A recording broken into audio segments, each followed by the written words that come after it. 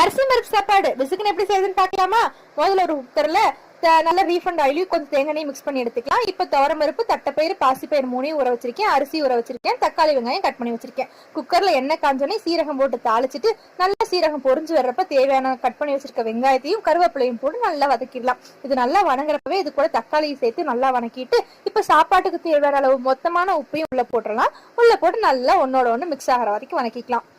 இது நல்லா வணங்கட்டும். வணங்குறப்ப பாத்தீங்கன்னா 1/2 ஸ்பூன் மஞ்சத்தூள் போட்டுக்கோங்க. அதுக்கப்புறம் நல்லா பாத்தீங்கன்னா 1 ஸ்பூன் மிளகாய் தூள் பாத்தீங்கன்னா 1 ஸ்பூன் வந்துட்டு போதுமானதா இருக்கும். நீங்க வேணா 2 பச்சை மிளகாவையும் போட்டுக்கலாம். அப்புறம் கூட அப்படி நான் கொஞ்சம் பெருங்காய் தூளி நல்லா தூவி நல்லா வணக்கிடுங்க. இது நல்லா வணங்கி பச்சை வாசனை போய் வரணும். இப்படி போய் வரப்போ தேவையான அளவு தண்ணி ஊத்திட்டு அது கூட நம்ம ஊற வச்சிருக்க பருப்பு, நீங்க வெறும் துவரம் பருப்பு மட்டும் போட்டுக்கலாம்.